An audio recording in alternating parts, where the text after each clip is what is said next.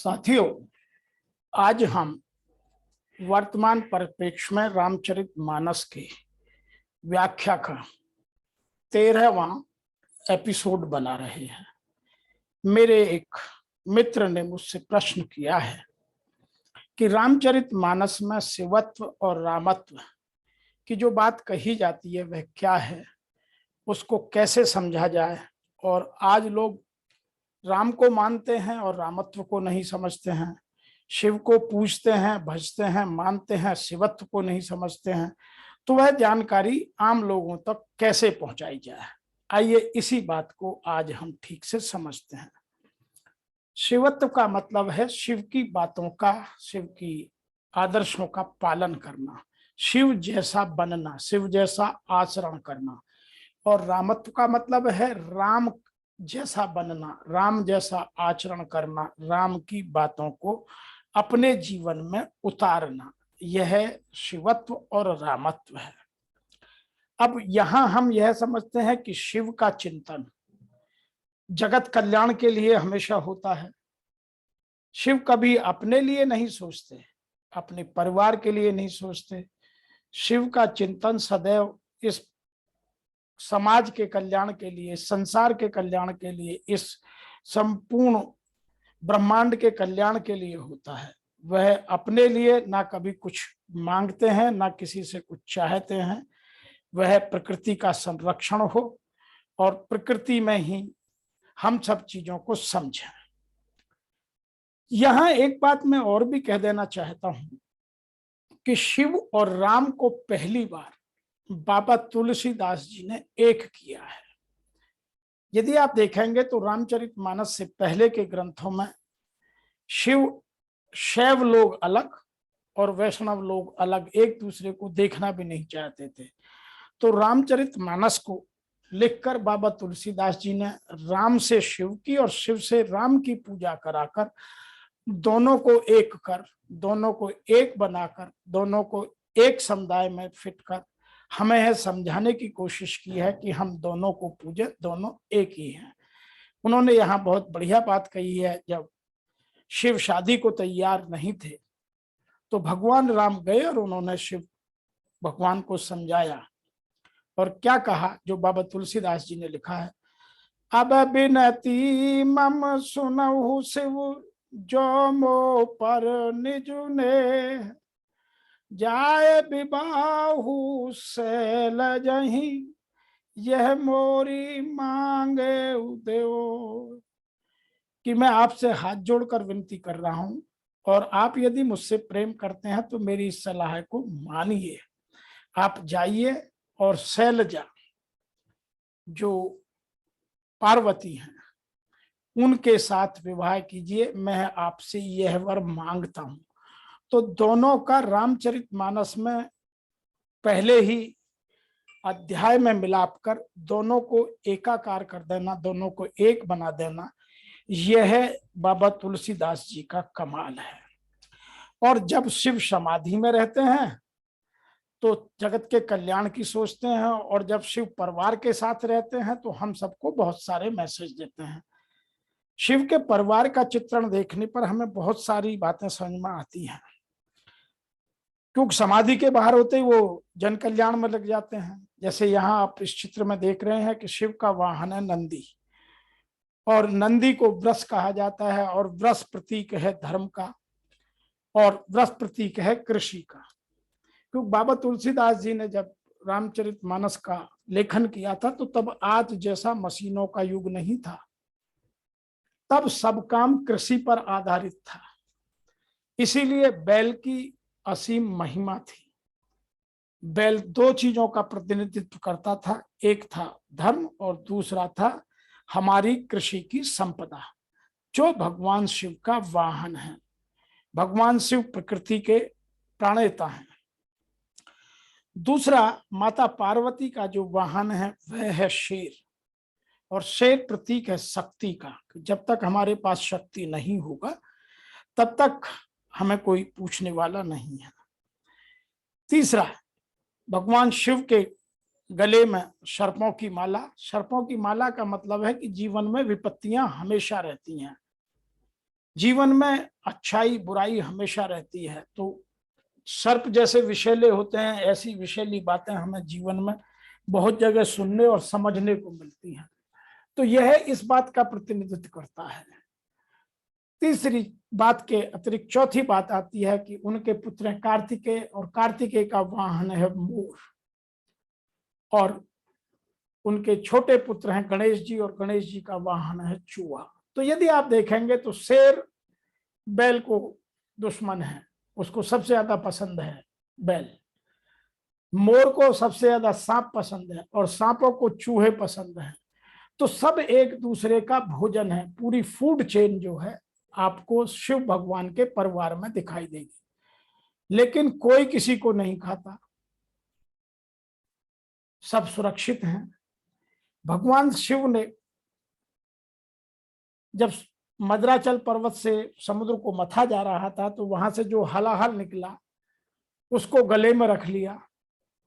उसका तात्पर्य यह है कि हमारे जीवन में जितनी भी कठिनाइयां आए उनको अधिक महत्व नहीं देना चाहिए, उन्हें गले से नीचे उतारना ही नहीं चाहिए। उनका जीवन में एक बार सामना कर उनका महत्व खत्म कर देना चाहिए। अब यहाँ भगवान शिव के मस्तक पर चंद्र है, और चंद्र का मतलब है शांति, स्वास्थ्य। जटाओं से निकलती गंगा है, उसका मतलब है कि हम सामर्थ्यवान पर स्वयं पर नियंत्रण हो। जैसे गंगा के वेग के लिए भागीरथ को भगवान शिव को प्रार्थना करनी पड़ी। गंगा स्वयं में सामर्थ्यवान है, लेकिन जटाओं में उतरने के बाद ही वह नियंत्रण में आती है। तो हमें सामर्थ्यवान बनने के साथ साथ स्वयं पर नियंत्रण रखना, दूसरों के दुर्गुणों के विषयों को सोख कर अपने जीवन में सामंजस्य बनाए रखना, यह शिव की महिमा है, यही शिवत्व है। गंगा जीवनदायिनी शक्तियों का प्रतीक है। इतना सब कुछ होने के बाद भी शिव के परिवार में सामंजस्यता कूट कूट कर भरी हुई है। उसका एक कारण है कि वहां किसी को कोई भूख नहीं है, ना तो मानसिक भूख है, ना कोई धार्मिक भूख है, ना कोई सम्मान की भूख है, ना पेट की भूख है। वहां सब संतृप्त हैं। तो हमें अपने जीवन को संतृप्त बनाना चाहिए, यही शिवत्व है।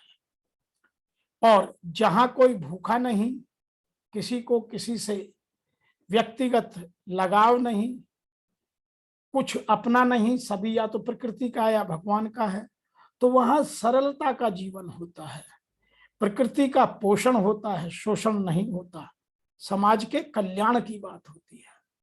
तो यह हमें शिव का शिवत्व समझने की बात है। अब बात करते हैं, जब भगवान समाधि में होते हैं तो वो जगत के कल्याण के लिए ही सोचते हैं। इसीलिए हमें भी कभी कभी दुनिया से अपने मस्तिष्क को, अपने विचारों को अलग कर, ध्यान लगाकर अपने स्वार्थ के हेतु, अपने पर नियंत्रण हेतु और जगत के कल्याण हेतु शांतिपूर्वक सोचना चाहिए। यही शिवत्व है। तो मैंने ये शिवत्व की कुछ बातें बताई, जिनमें ये सब है वो शिव का पुजारी है, और बाकी सब तो हम आडंबर करता हैं, बात करेंगे कुछ और हमारा आचरण होगा कुछ। तो यदि हमारा शिव जैसा आचरण नहीं हो सकता तो हमारा शिवत्व नहीं बढ़ सकता। यदि शिवत्व को बढ़ाना है तो हमें शिव जैसा आचरण करना पड़ेगा, अपनी भूख को मिटाना पड़ेगा। आइए अब समझते हैं रामत्व को। रामत्व में समझने के लिए राम के आचरण को समझना आवश्यक है, तभी हम राम जैसे बन सकते हैं। कहाँ पहले दिन राज तिलक की तैयारी और अगले दिन अरण्य का गमन, 14 साल के लिए वनवास। भगवान श्री राम के लिए राजमहल और अरण्य में समानता थी, दोनों में कोई भेद नहीं था, दोनों में उनके लिए कोई भेदभाव नहीं था। तो इसीलिए हमें भी अपने जीवन में विषम से विषम परिस्थितियों में और सम से सम परिस्थितियों में एक सा जीवन जीने की कोशिश करनी चाहिए, तब हमारा रामत्व बढ़ेगा। आदर्श और सामाजिक मर्यादाओं का पालन करें। भगवान श्री राम के जमाने में बहुपत्नित्व की प्रथा थी, उन्होंने एक पत्नी का पालन कर उस समाज को बदलने की प्रेरणा हमें दी है। आज यदि हम देखें तो इस बारे में कहना यहाँ उचित कितना होगा मैं नहीं जानता, लेकिन समझना इस बात को बहुत जरूरी है। सफलता का श्रेय भगवान श्री राम ने कभी स्वयं नहीं लिया, सदैव अपने साथियों को दिया।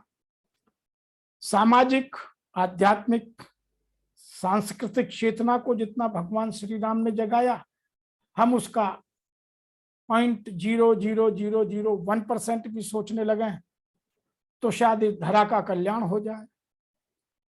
परोपकार की बात श्री राम करते हैं, पाप के अंत की बात करते हैं, अहंकार को मिटाते हैं, स्वयं अनुशासित रहते हैं, अपनी क्षमताओं का निरंतर विकसित तरीके से विकास करते हैं, संकट की घड़ी में धैर्य को नहीं छोड़ते हैं, सदैव अपना आदर्श स्थापित करने की बात करते हैं। सहजता, सहनशीलता, सुभगता, सरलता, सौम्यता उनके जीवन के आनंद को कई गुना बढ़ाता है। प्रकृति और पर्यावरण का सदैव संरक्षण करते हैं और दूसरे की भावनाओं का सम्मान करते हैं। आइए रामत्व को कुछ उदाहरणों के साथ समझते हैं। देखिए, यहां समझने की बात दो है।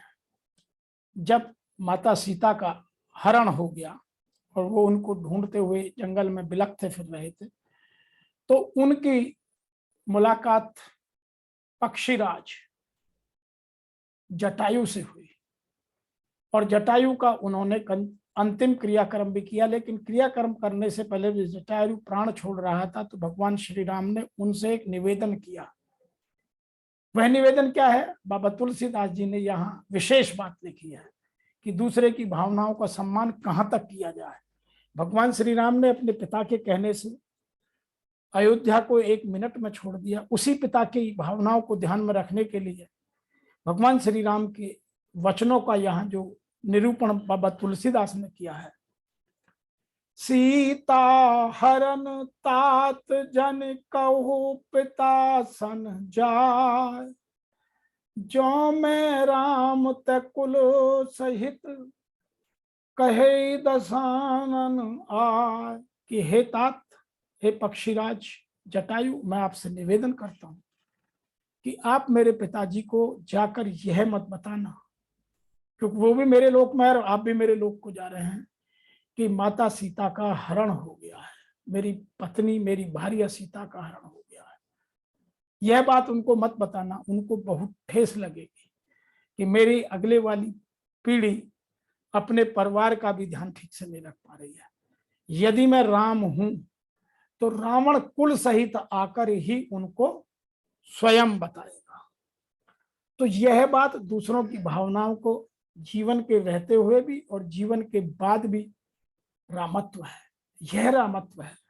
राम ने जटायु को सम्मान दिया और अपने पिता की भावनाओं का सम्मान रखा। दूसरा उदाहरण, जब उन्हें पता लग गया कि रावण की लंका पर चढ़ाई करनी है, रावण ही मेरी भार्या सीता को चुरा कर ले गया है, तो उन्होंने समुद्र के किनारे पर भगवान शिव की पूजा के लिए पहले शिवलिंग का स्थापना की और तब भगवान शिव की आराधना की।